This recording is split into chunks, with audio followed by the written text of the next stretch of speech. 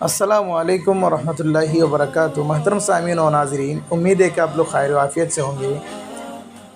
کچھ لوگ یہ کہتے ہیں کہ محرم الحرام میں یہ جو محرم مہینہ چل رہا ہے، اسلامی سال کا پہلا مہینہ ہے۔ اس مہینہ میں یعنی محرم الحرام یہ بابرکت مہینہ ہے کہ اس مہینے میں اپنی بیوی سے ہم بستری کر سکتے نہیں کر سکتے۔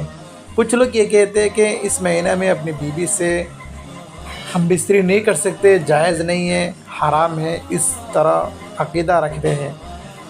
کیا یہ سچ ہے کہ اس مہینہ کے اندر اپنی بیوی سے ہم بستری نہیں کر سکتے؟ جواباً عرض ہے محترم سامعین و ناظرین، 5 ایسی حالت ہے جس کے اندر اپنی بیوی سے ہم بستری نہیں کر سکتے، اور اس 5 حالت کے علاوہ باقی دنوں میں اب اپنی بیوی سے ہم بستری کر سکتے ہیں۔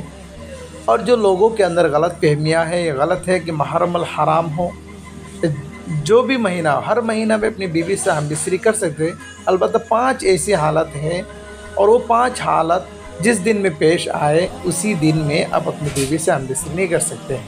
محترم سامعین و ناظرین، وہ 5 حالت کیا کیا ہیں؟ سب سے پہلی حالت کہ روزہ کی حالت۔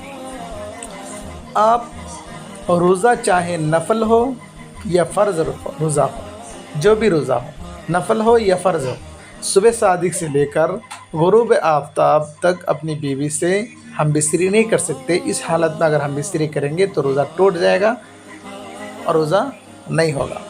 محترم سامعین و ناظرین، اس حالت میں روزہ ہم بستری کرنا حرام ہے۔ دوسری حالت احرام کی حالت میں، احرام جب آپ باندھیں گے، احرام کی حالت میں آپ اپنی بیوی سے ہم بستری نہیں کر سکتے، احرام کی حالت میں ہم بستری حرام ہے۔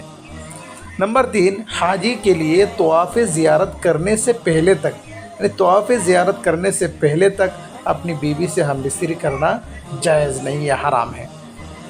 نمبر 4، ماہواری کے دنوں میں، یعنی جب حیض کا خون آتا ہو، حیض چلتا ہو، مہینہ میں حیض آتا ہے عورتوں کو، حیض کے وقت، حیض کی حالت میں اپنی بیوی سے ہم بستری نہیں کر سکتے، اس وقت جائز نہیں، حرام ہے۔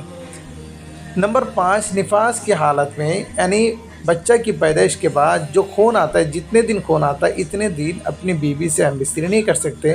تو روزہ کی حالت میں، احرام کی حالت میں، حاجی کے لیے طواف زیارت کرنے سے پہلے، ماہواری کے دنوں میں، نفاس کے دنوں میں، ان دنوں کے علاوہ باقی دنوں میں اپنے لیے ہم بستری جائز ہے۔